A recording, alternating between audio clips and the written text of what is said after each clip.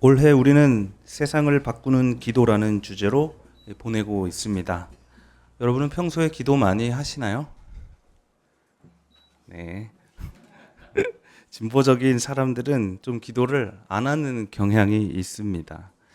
그래서 저희 어머니는 전도사 시절부터 저에게 기도 좀 하라는 말씀을 참 많이 하셨던 것 같습니다. 그러면 제가 어머니, 제 삶 자체가 기도입니다. 이렇게 대꾸했던 것 같습니다. 바로 그럼 등짝스매시가 시간 바로 날라오는 것이죠. 진보적인 사람들이 기도를 안 하게 된 이유는 여러 가지가 있겠지만 아마도 하나님이 듣고 있다고 생각하지 않으니까 기도하지 않는 것인지도 모르겠습니다. 오늘 예수께서 말씀하셨습니다. 구하여라 그리하면 주실 것이다. 찾아라 그리하면 찾을 것이다. 문을 두드려라 그리하면 열어주실 것이다. 구하는 사람마다 받을 것이요 찾는 사람마다 찾을 것이요 문을 두드리는 사람에게 다 열어주실 것이다. 시원시원한 말씀입니다.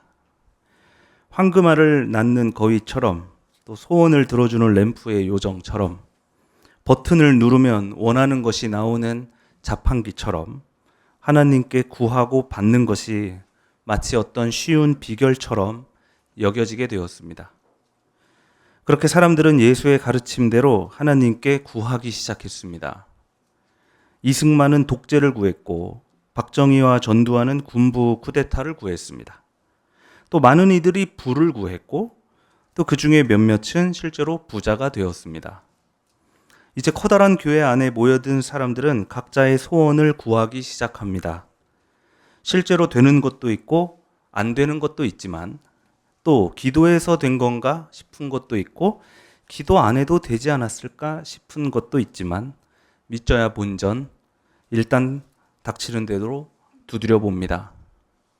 태를 열어주소서, 대학교 정문을 열어주소서, 내 병이 낫게 하소서, 부자가 되게 하소서, 우리 교회가 부흥하게 하소서는 아멘.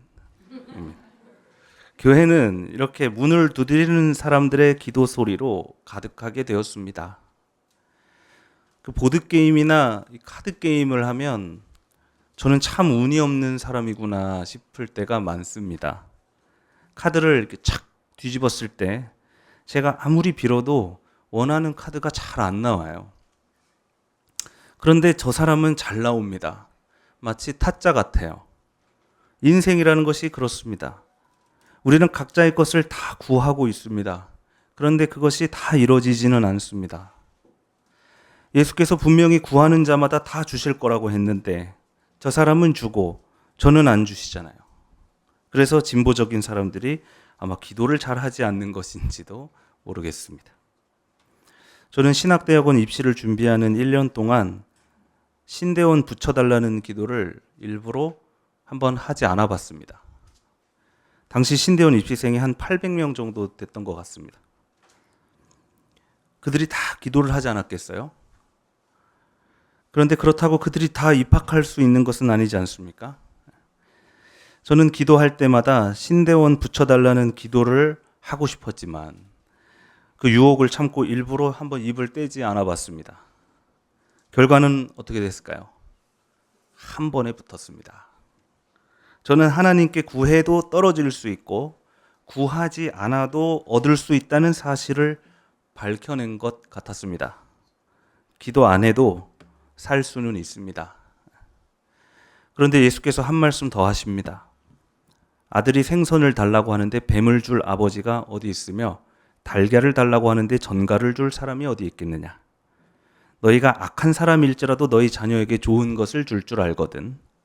하물며 하늘에 계신 아버지께서야 구하는 사람에게 성령을 주시지 않겠느냐. 사실 주님께서 우리에게 주실 것은 하나로 정해져 있었습니다. 그러니까 우리가 구해야 할 것도 역시 하나로 정해져 있었다는 것입니다. 주님께서는 우리가 원하는 모든 것을 주시겠다는 것이 아니라 좋은 것을 주신다는 말씀입니다. 여러분도 어린아이들에게는 좋은 것만 주려고 하지 않습니까? 마찬가지로 하나님께서는 스스로 우리의 자판기가 되는 것이 아니라 우리가 구해야 할 것과 주실 것을 미리 정해 두셨습니다. 그러니까 하나님은 단일 메뉴로 승부를 보겠다는 겁니다. 그 메뉴는 바로 성령입니다. 오늘 창세기 말씀을 읽어보니까 아브라함도 하나님께 무언가를 구하고 있습니다. 지난주 아브라함 부부에게 대접받은 3명의 하나님을 기억하시죠? 주님께서 아브라함에게 말씀하셨습니다. 소돔과 고모라 그 도시에서 들려오는 울부짖는 소리가 너무 크다. 거기 사람들이 엄청난 죄를 저지르고 있다. 이제 내가 내려가서 무슨 일인지 알아보겠다. 무서운 말씀입니다. 심판의 말씀입니다. 이제 3명 중 2명이 먼저 소돔으로 떠났습니다. 벌써 심판이 시작된 것 같이 아브라함은 등골이 오싹합니다. 그러나 아브라함은 그곳을 떠나지 못하고 남은 주님께 부탁합니다. 주님께서 의인을 기어이 악인과 함께 쓸어 버리시렵니까? 그 도시에는 죄를 저지르는 악인들도 있지만 어린아이들도 있고 길고양이도 있고 나무도 있고 주님의 뜻대로 살고자 하는 의인들도 있습니다. 의인이 50명이 있으면 어떻게 하시겠습니까? 기어이 쓸어 버리시렵니까? 아브라함의 말을 듣고 보니 또 공정하지 않은 심판인 것 같습니다. 주님께서 이렇게 대답하셨습니다. 그래, 의인 50명을 찾을 수 있다면 그 성 전체를 용서하겠다. 성공회입니다. 그런데 다시 생각해 보니 그 도시에 의인 50명이 안 될 것 같습니다. 아브라함이 다시 구합니다. 주님, 45명으로 줄여주시면 안 되겠습니까? 주님께서 말씀하십니다. 그래, 45명 오케이. 하지만 아브라함은 여전히 불안합니다. 이번에는 40명으로 줄여봅니다. 이번에도 주님께서 허락하셨습니다. 또 30명, 20명 계속 내려갔지만 그때마다 주님은 다 허락하셨습니다. 소돔과 고모라는 도대체 어떤 도시였는지 이쯤 한번 생각해 볼 수 있습니다. 결국 아브라함이 마지막으로 말합니다. 주님, 노하지 마시고 제가 한 번만 더 말씀드리게 허락하여 주십시오. 의인 10명으로 하겠습니다. 주님께서 대답하셨습니다. 알겠다. 10명을 모아서라도 내가 그 성을 멸하지 않겠다. 우리는 이 대화를 통해서 2가지를 알 수 있습니다. 첫 번째는 하나님께서 귀찮아하지 않는다는 겁니다. 정말 예수의 가르침대로 아브라함이 두드리는 족족 다 응답해 주셨습니다. 아브라함이 주님께 아뢰는 모양은 마치 왕을 대하듯 어렵고 높은 사람을 대하는 것 같았지만 염치 없게도 아브라함의 간구는 끝이 없었습니다. 그러나 하나님께서는 한 번도 귀찮아하지 않으시고 성실히 다 응답해 주셨습니다. 그리고 2번째로 우리가 알 수 있는 것은 아브라함이 지금 구하고 있는 것이 무엇이냐입니다. 아브라함이 무엇을 구했습니까? 하나님의 심판 앞에서 나만은 살려달라고 자신의 안전과 생존을 구한 것이 아니라 저 도시 사람들의 생명을 구했습니다. 주님께서 의인을 기어이 악인과 함께 쓸어 버리시렵니까? 하나님의 심판의 허점도 드러냈습니다. 이것은 사실 아브라함이 의인만을 살려내려는 것이 아니라 의인과 함께 악인까지 저 도시를 구원하기 위한 것이었습니다. 아브라함은 소돔과 고모라에 아무리 악한 사람이 많을지라도 불에 타 죽어야 하는 사람은 아무도 없다고 생각한 것입니다. 홍수를 막으려고 애쓰지 않았던 노아와 비교되는 것 같습니다. 그러므로 우리가 여기서 알 수 있는 것은 우리가 하나님께 무언가를 구할 때 그것이 마땅히 좋은 것이라면 몇 번을 구하더라도 주님께서 매번 주신다는 겁니다. 사실 하나님께서는 제가 어느 나라에 살고 또 어느 집에 살고 무슨 자동차를 타는지 관심이 없을지도 모르겠습니다.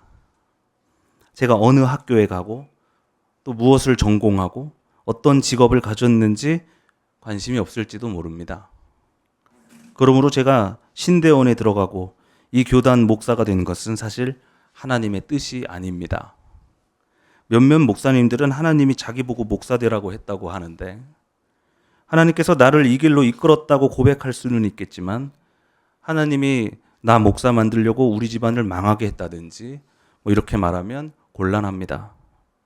목사는 내가 되고 싶었던 것이고 제가 선택한 것입니다.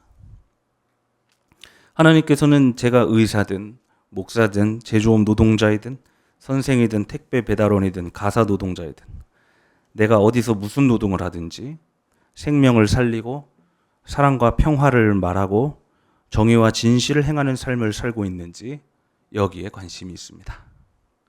그러므로 제가 구할 것은 하나님 목사가 되게 해주십시오. 신대원에 들어가게 해주십시오가 아닙니다. 주님, 제가 목사가 되고 싶습니다. 그런데 세상에게 굴복하는 목사가 아니라 오직 주님만을 따르는 목사, 그래서 다른 이들의 생명에 연대하는 목사, 언제나 진실을 말하고 정의를 행하는 목사, 이 세상에 주님의 뜻을 드러내는 목사가 되게 도와주십시오. 라고 기도해야 합니다. 저는 신대원을 준비하는 1년 동안 이렇게 기도했던 것 같습니다. 우리가 오직 이것을 구할 때만이 주님께서는 10번이고 100번이고 1000번이고 모두 다 성실히 응답해 주시리라 믿습니다. 그러므로 여러분도 이것만을 구하시기를 바랍니다. 여러분이 원하시는 것과 주님의 뜻을 헷갈리지 마십시오.